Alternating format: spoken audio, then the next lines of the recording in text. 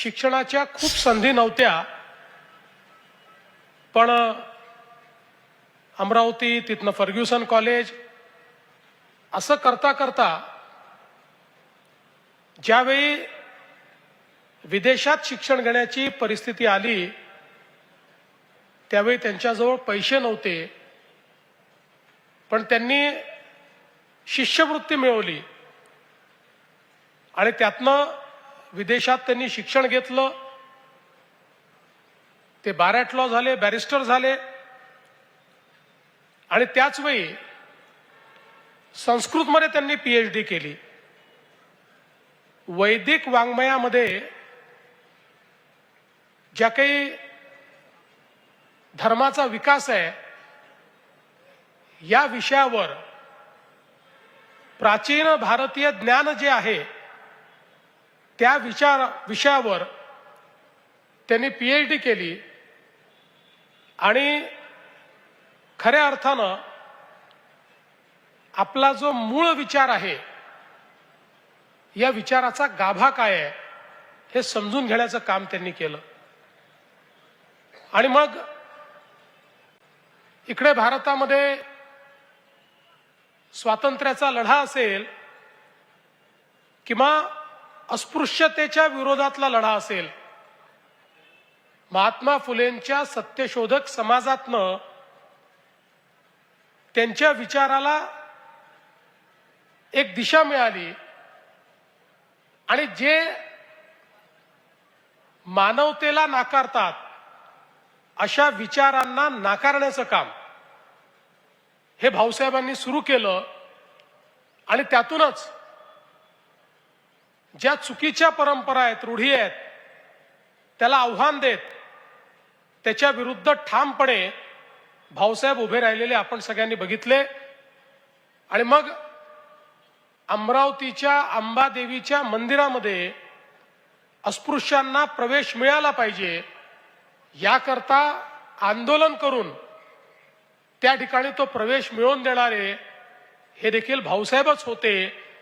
आणि त्या माध्यमातनं त्यांनी केवळ आपल्या भाषणातून नाही तर कृतीतून आणि व्यक्तिगत जीवनातूनही ज्या ज्या वेळी प्रसंग आला त्या त्यावेळी या कुप्रथांचा विरोध करत एक प्रकारे त्याच्या विरुद्ध बंड पुकारलं आणि अतिशय यशस्वीपणे भारतरत्न डॉक्टर बाबासाहेब आंबेडकरांचा विचार हा त्यांनी त्या ठिकाणी प्रतिपादित करण्याचं काम केलं.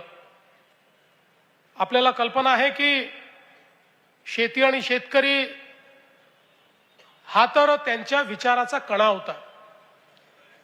खऱ्या अर्थानं आमच्या शेतकऱ्यांना कर्जाच्या विळख्यातून बाहेर काढण्याकरता पहिल्यांदा सावकारी कर्जाच्या विरोधातलं जे विधेयक आहे, जो कायदा आहे, तो कायदा करणारे भाऊसाहेब पंजाबराव देशमुख होते. आणि शेतकऱ्यांना या कचाट्यातनं बाहेर काढण्याकरता एक कायदेशीर चौकट त्यांनी त्या ठिकाणी निर्माण केली. आणि खऱ्या अर्थानं नागावलेला जो शेतकरी होता त्या शेतकऱ्याच्या जीवनामध्ये एक नवीन प्रकाश आणण्याचं काम हे भाऊसाहेबांनी त्या काळामध्ये केलं, हे आपण सगळ्यांनी जवळून बघितलं. शिक्षणाच्या क्षेत्रामध्ये श्री शिवाजी शिक्षण संस्थेची स्थापना भाऊसाहेबांनी केली. आज तर हा वटवृक्ष इतका मोठा झालाय, हजारो लाखो यशस्वी विद्यार्थी आज देशभरामध्ये आणि विदेशातही आपल्याला या संस्थेच्या माध्यमातून पाहायला मिळतात.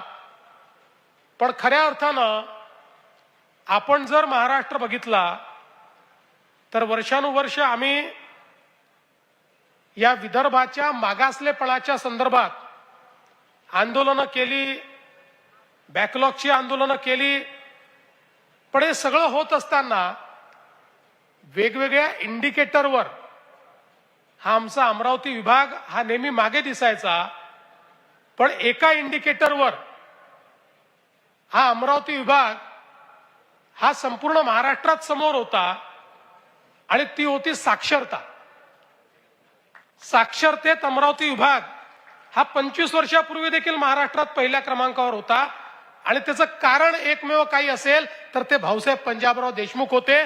त्यांनी योग्य वेळी शिक्षणाचं रोपटं लावलं आणि त्यातनं ते रोपटं असं फोफावत गेलं.